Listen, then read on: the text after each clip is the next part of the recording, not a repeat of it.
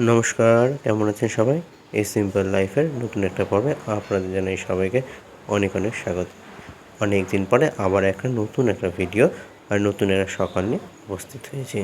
আশা করি সবাই আমার পাশে থাকবেন। এখন চলে এসেছি রান্নাঘরে একটু চা করতে, ভাগনা এসেছে।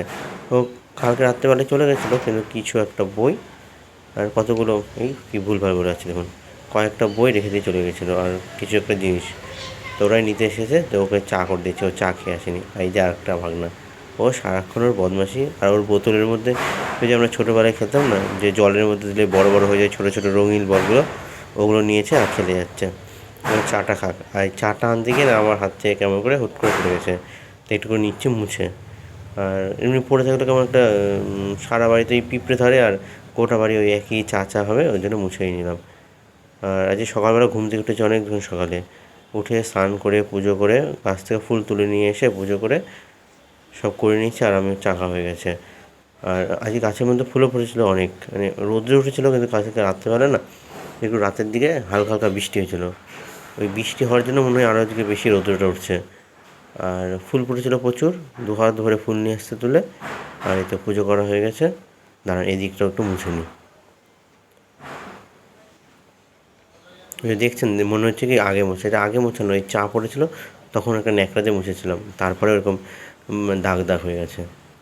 তাহলে চলুন একটু ছাদ থেকেও ঘুরে আসি, আপনাদেরকে ছাদটা একটু দেখে নিয়ে আসি। চলুন, আপনারা সিঁড়ি গনুন আর আমি উঠি। এই যে কী রৌদ্র, গনি একদম রৌদ্র উঠে গেছে। এই রৌদ্রটা দেখলেই মনে পড়ে কি, আমরা যখন ছোটোবেলায় স্কুলে যেতাম, তো আমাদের যখন প্রার্থনা হতো তখন স্পিকার আনা হতো, মানে স্টেজের মধ্যে স্পিকার আনা হতো, একটা মঞ্চ ছিল, সেই মঞ্চের মধ্যে দাঁড়িয়ে সবাই গান করতো, আর নিচে আমরা সকলে থাকতাম। এবার 2 দিন পর পরই শোনা যেত যে কেউ হয়তো মাথা ঘুরে পড়ে গেছে। তারপর থেকে আমার এই রৌদ্র দেখেই ভয় লাগে, যতটা সম্ভব এই রোদের মধ্যে না গেলেই নয়, ততটাই শুধু যাওয়া।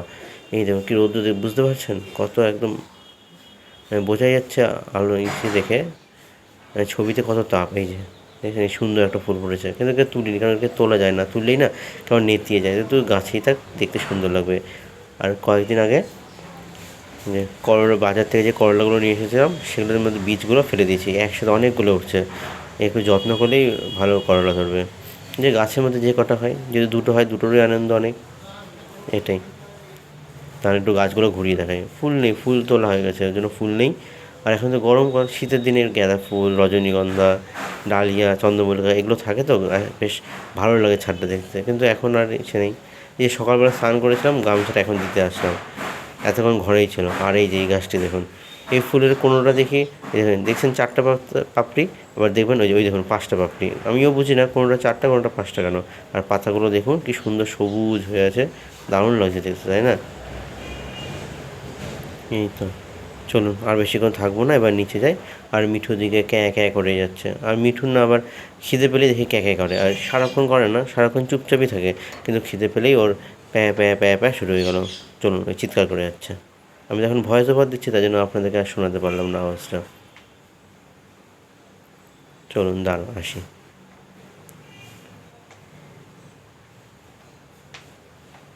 ওই যে মিঠু, এই যেই আসলো সে ও চুপচাপ হয়ে গেল, আমাকে দেখলেই ও চুপচাপ হয়ে গেল। কিন্তু যখন সিঁড়িতে উঠছিলাম তখন আমার দিকে একদম, মানে পারলে খাঁচা থেকে হয়তো বেরিয়ে আসবে, কিন্তু ঠোঁটটা দেখুন কী সুন্দর লাল লাগছে। অরিজিনাল কিন্তু, মানে সোজা সামনাসামনি দেখলে এতটা লাল মনে হয় না, কিন্তু কেন ওর ছবি তুলতে গেলে দেখি লাল হয়ে যায়, কী দারুণ লাগছে তাই না? ওকে এখন দিব খেতে। আমি রাত্রিবেলা ওর জন্য চাল ডাল সব ভিজিয়ে রাখি অল্প করে, সেটাই দিই। এই যে এটা আমার একজন ভাগনা, একটু আগে জায়গায় দেখালাম। ও বাড়ি থেকে খেলনাটি নিয়ে এসছে খেলার জন্য, ও যেখানেই যায় খেলনাটি নিয়ে তো তারপরে যায়। আর ও শুধু নজর ওই মিঠুর দিকে যাবে, ওর খাঁচাটা ধরবে, ওকে দেখবে, এটাই। তাহলে আজকের মতো এ পর্যন্তই, দেখা হবে পরের আরেকটি ভিডিওতে। সবাই খুব ভালো থাকবেন, সুস্থ থাকবেন, আমার পাশে অবশ্যই থাকবেন।